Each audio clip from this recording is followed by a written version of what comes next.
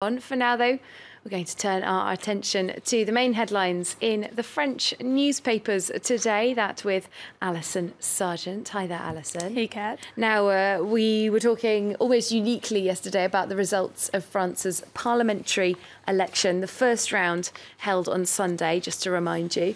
That really continues to be a major preoccupation for the newspapers today. It does, Kat. That Emmanuel Macron's En Marche party is slated to have really a huge majority in Parliament, 400 seats, if all goes according to plan next week. Again, that race is not over quite yet. Indeed. And Le Parisien, Aujourd'hui en France, is already kind of looking ahead, though a lot of papers are assuming this is pretty much a done deal. And so today on their front page, they're warning all of those candidates that it's time to get to work. You can see, Maintenant, il va falloir assurer. Now you'll have to get the job done.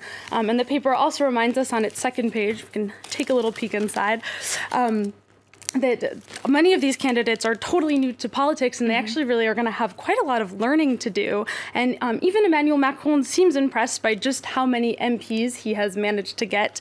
You can see there's a little cartoon. He's talking to his prime minister there, Edouard Philippe, and he's saying, you know, gosh, like, we're going to have over 400 MPs, and Edouard Philippe has a suggestion for how maybe they can all get transported into work. He says, we can bring them to the National Assembly in Macron buses. That'll give you extra publicity, which is, of course, a reference to one of Macron's legacies as economy minister. He opened up the transportation market, creating some of France's first long-distance buses. Didn't actually know that. That's news to me there. Well, Aujourd'hui en France, Le Parisien, it's also showcasing just one of the people who's likely to become a new MP for Macron's party. She's a physical therapist. She's from Brittany in northwest France. And like so many of these other candidates, she's never held political office. That's right, Kat. She's never been elected. That is, unless you count to her children's school board, because I guess she was elected for that. I'll count that. Right? And so she's inexperienced, but that did not stop her from winning twice as many votes as her socialist adversary, Jean-Jacques Urvoas, who was an outgoing MP and a former justice minister, so someone with quite a bit of experience. Her name is Anaïs Lemeur, and she says she still can't get over just how well she did. To get ready for her new job, she said she's already started reading through a book called The National Assembly Survival Guide. And guess who wrote it? Jean-Jacques Urvoas, that former MP who she just beat. Awkward. She is, another statistic that we ought to point out, one of 246 women who've come out on top in those votes on Sunday. This is shaping up to be one of the most feminine parliaments that France ever had. It is, Kat. We're looking at a record number of women, 42%. That's still far from a majority, though, it has to be said. I got excited, and then I was a little disappointed, I have to admit, when I saw just 42. But it is a huge improvement when you consider that in 2012, women had only 27% of the seats. It's also pretty good when you compare France to the rest of Europe. Exactly. I was just thinking about the statistics we heard on Friday from the UK. I think it's more like a quarter or a third. Yeah, no, France definitely would have more. We are at 42%. It would put France actually in second place behind Sweden, which has a parliament of 46% women. Okay, so getting closer to reflecting the actual population. Historic number, certainly.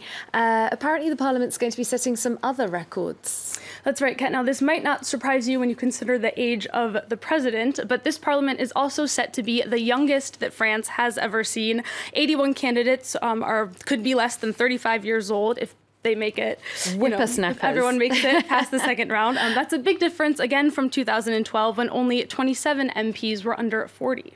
All right, so they're young, they're female, or at least 42% of them are.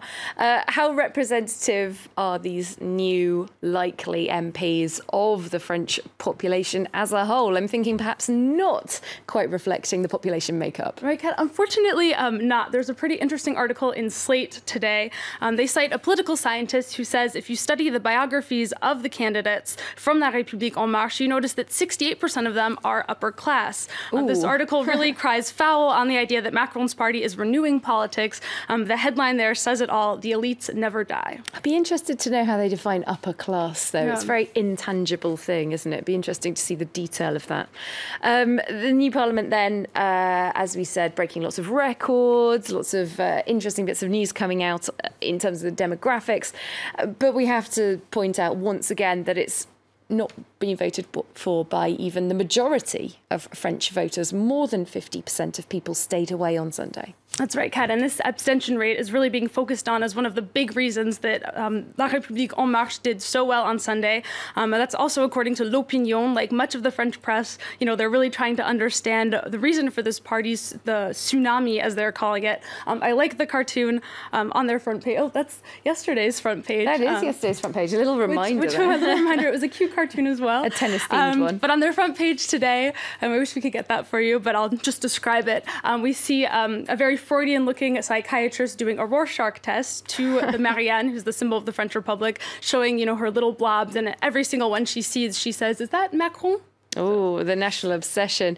Yeah. All right. With the traditional parties, just to remind our viewers, all saw some bad news on Sunday. They did. Kat, every single one of them, pretty much every party except for La République En Marche was plunged into disarray. You can see that today on the front page of Le Figaro. We have that one here. They say that afterwards, the left, the right, and the FN, everyone is totally in shock. Can we just show that one again? Because the one we had on screen was not the right one. That's the one there with the electoral map, the yellow being Emmanuel Macron's party.